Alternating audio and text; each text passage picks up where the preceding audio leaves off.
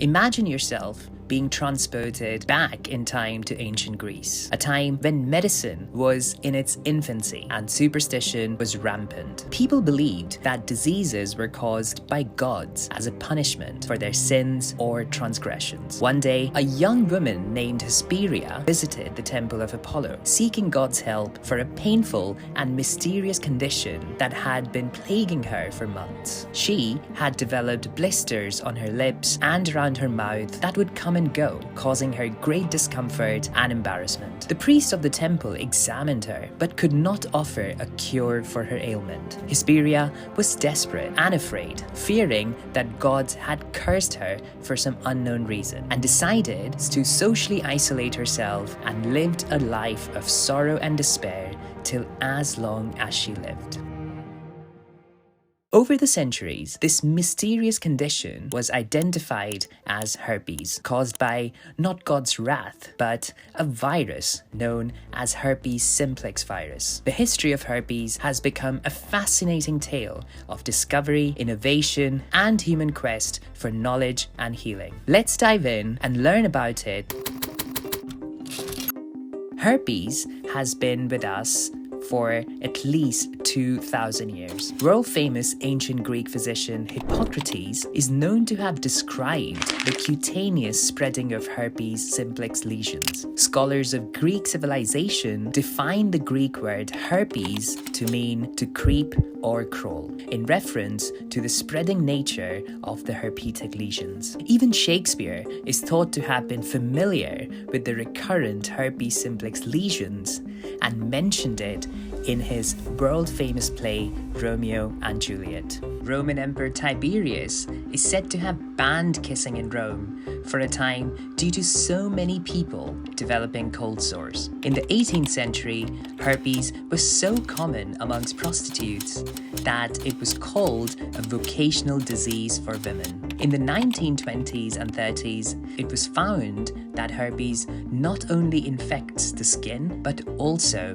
the central nervous system. Herpes was later found to be caused by a virus in the 1940s, and today, the virus has been extensively studied and there is abundant data on its infectious nature. The herpes simplex virus is categorized into two types, HSV-1 and HSV-2. HSV-1 is mainly transmitted by oral to oral contact, such as kissing, causing oral herpes, including the symptoms known as cold sores. But it can also lead to genital herpes. HSV-2, on the other hand, is a sexually transmitted infection that causes genital herpes. But how big of a problem is it really? Well, according to World Health Organization, an estimated 3.7 billion people under the age of 50 have HSV-1 infection globally, while just under 500 million people have HSV-2 infection, with the highest rates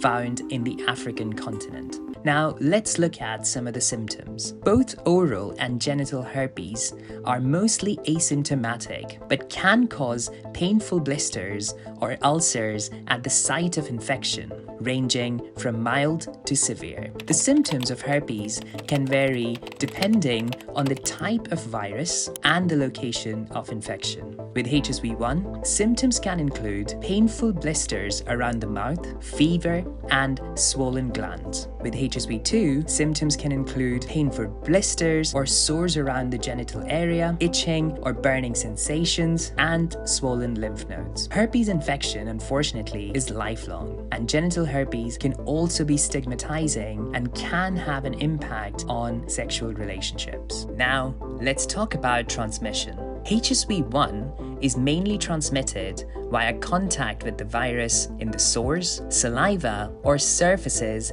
in or around the mouth. Less commonly, HSV-1 can be transmitted to the genital area through oral genital contact to cause genital herpes. HSV-2 is mainly transmitted during sex through contact with genital or anal surfaces, skin, sores, or fluids of someone infected with the virus. HSV-2 can be transmitted even if the skin looks normal and is often transmitted in the absence of symptoms. In rare circumstances, both HSV-1 and HSV-2 can be transmitted from mother to child during delivery, causing neonatal herpes. Let's look into the treatment now. While there's no cure for herpes, antiviral medications can help to reduce the frequency and severity of the outbreaks. Antiviral medications such as acyclovir, famciclovir, and valacyclovir are the most effective medication for people infected with herpes. When prescribed, make sure you take your medications regularly as directed by your doctor or pharmacist. Now, let's talk about prevention. People with symptoms of oral herpes should avoid oral contact with others, including oral sex and sharing objects that touched saliva. Consistent and correct use of condoms is the best way to prevent genital herpes and other STIs. Pregnant women with symptoms of genital herpes should inform their healthcare providers. Finally, let's talk about some of the myths attached with herpes. Number one myth is that you can get herpes from using public toilets or sharing towels.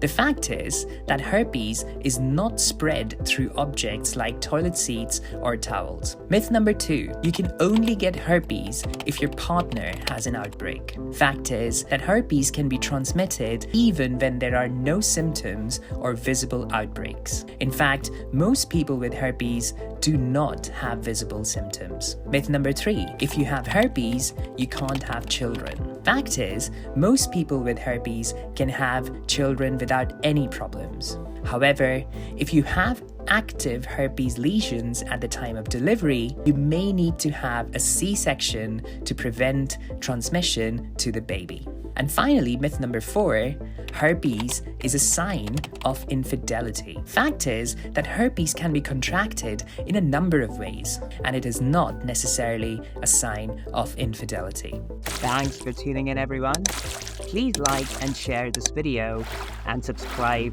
to our channel. Together, let's build a world where sex education is a human right.